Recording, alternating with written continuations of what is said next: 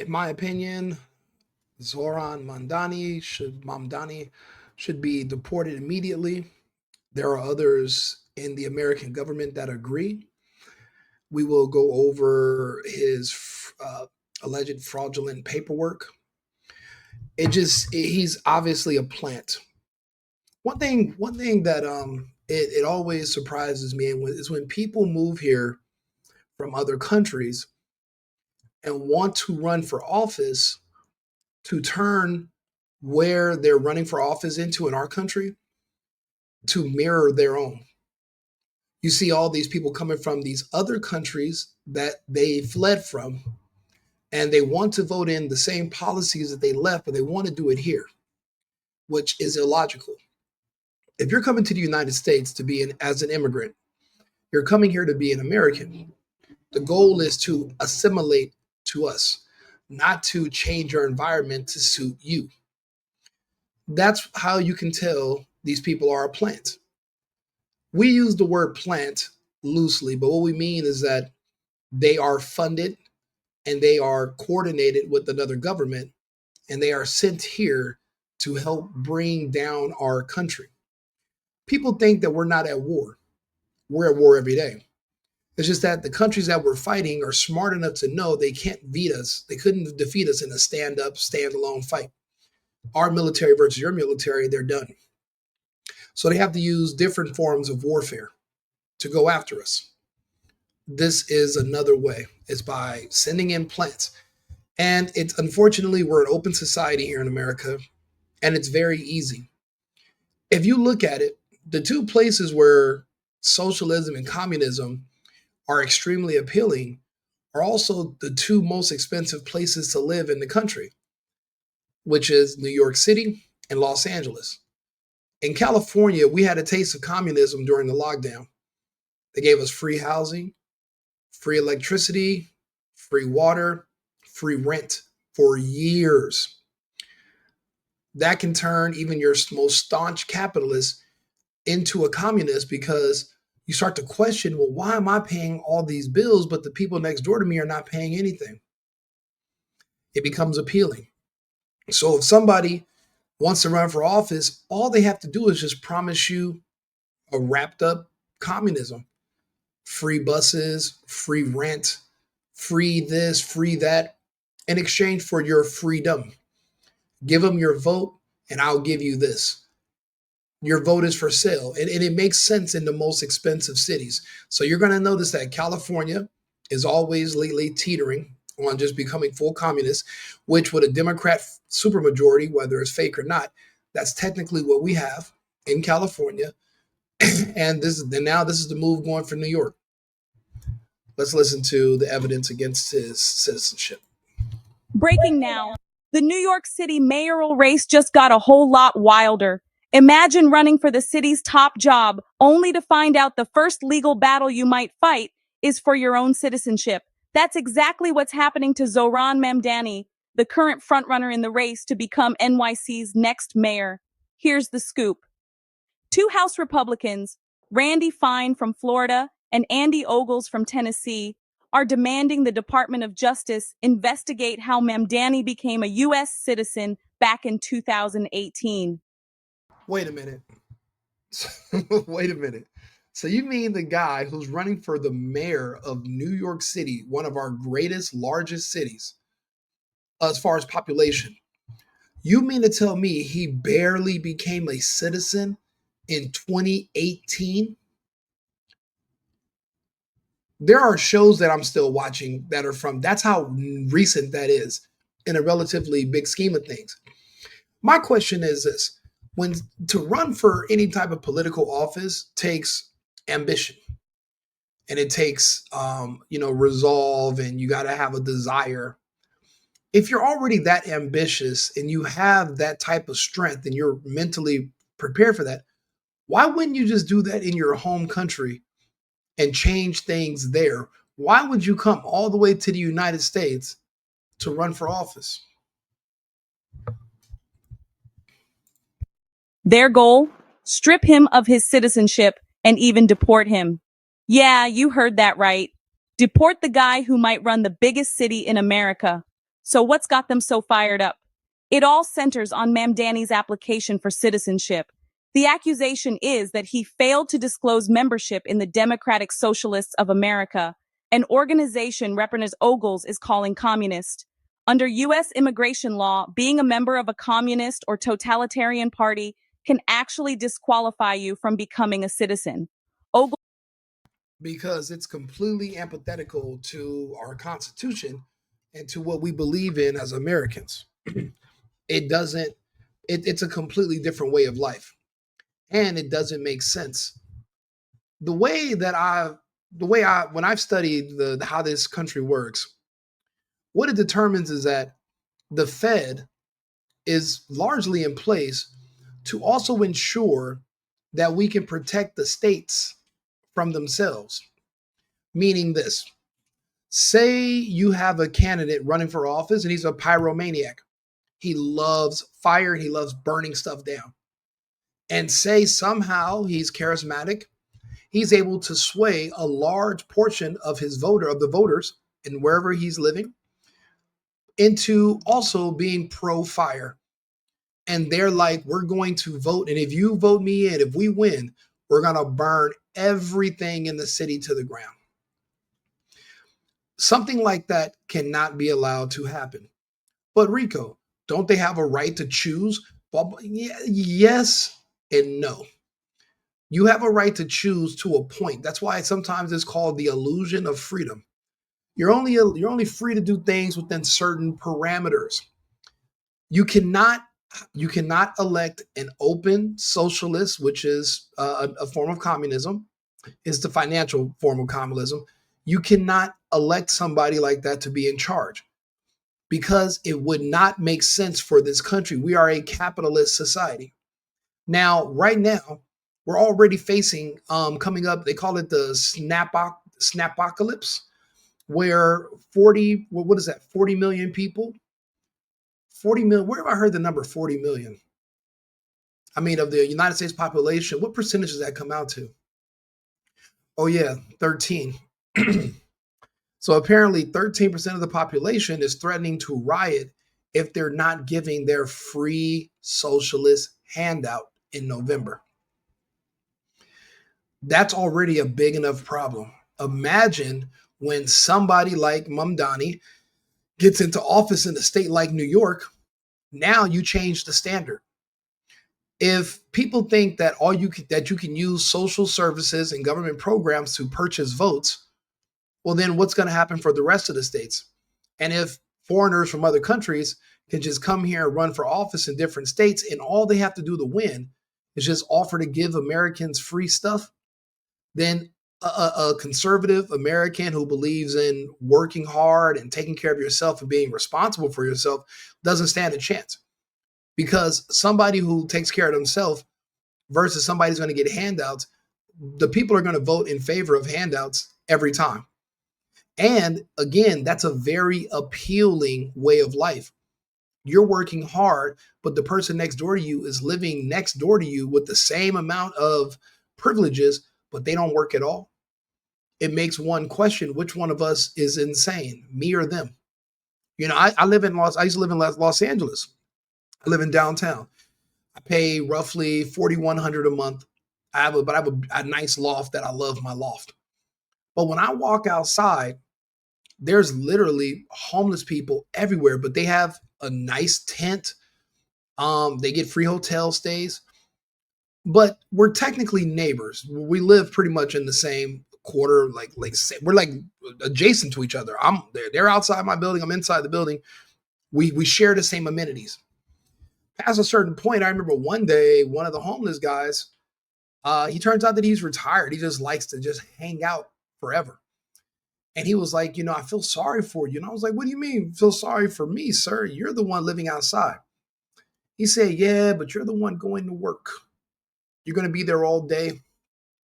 You're going to come back in. You're going to pay these bills, pay that bill. And he's like explaining to me his ideology. That's why I tell people homelessness is a way of life. It's not a condition because you're in a bad situation. It's a lifestyle choice. I wouldn't judge a person for choosing to be homeless no more nowadays than I would judge a person for choosing to be gay. It's just a different lifestyle that I don't want to partake in, but I can't judge others who like it. In a situation like his, it's again, I didn't know which one of us is crazy because the way he broke it down to me, we are neighbors. Yeah, I have a girlfriend. I'm basically paying all this money so me and my girlfriend can live indoors. And yeah, but I'm at work all day, every day. He gets to just hang out. Eventually, they can sway someone like me to say, you know what, let me just try what they're doing. But you lose all your freedoms when you start being taken care of by the government. And that's something that's important to me, being that my family from a communist country. If this man came from a communist, if this man came from Uganda, why didn't he run for office there? He was obviously a adult, old enough. Why come to the United States instead of just making Uganda great again? And that's why the theories about him being a plant sent here for a particular reason comes up. Offering free bus, rent freezes, make the buses fat, like literally all types of things that there's no way he can even, it's not up to him. Buses have a schedule anyway. There's no way to make them run faster. I mean, do you mean you're going to add more buses to the routes? And that's the, again, when you have people that live in expensive places, everyone wants discounts. Everyone wants to live for free because it's hard. And if you offer them free stuff, that's not going to make them want to go to work, want to be productive. It's just going to make them dependent on the state. But on the other hand, you get a permanent group, group, a loyal base, because they're always going to vote in favor who's going to give them the most socialist benefits. And that's why he's in the primary, he's actually slated to win. So that's why they're going to have to go through his paperwork. They're going to have to find a really good reason. They're going to have to deport him. They're going to have to. And I'm sure they can do their investigation. What they're banking on is that the United States is not going to want to seem biased and we're going to be afraid of black people rioting. So that's why we won't do it. But we can't be worried about that. Some things are just more important than others. Claims that Mamdani's omission amounts to fraud. And he didn't stop there. He called Mamdani an anti Semitic, socialist, communist who will destroy the great city of New York. Strong words, right? Things get juicier.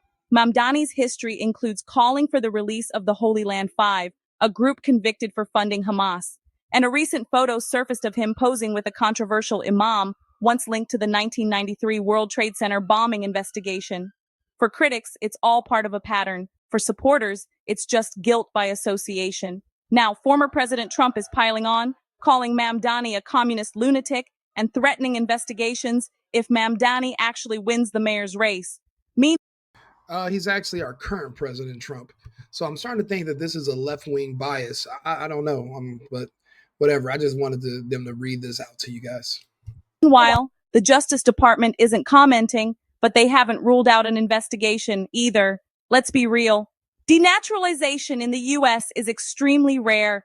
Legally, it takes serious proof that someone lied or hid material facts to lose citizenship.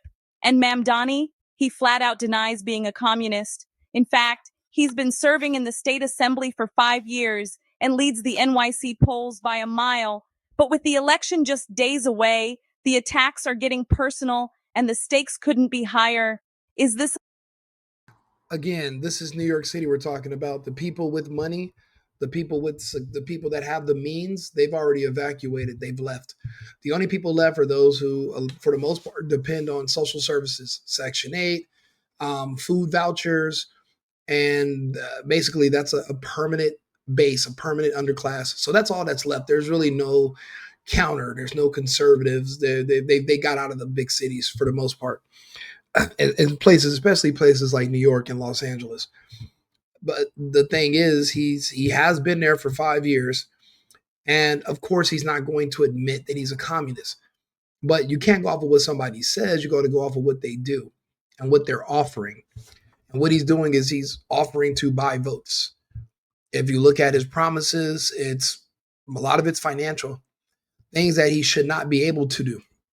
And Trump is saying that if he comes to the White House, say he gets elected, he comes to the White House asking for funding, he's going to shut him down because a lot of that stuff is going to be pushing a socialist agenda, which overall just makes Americans and America weaker.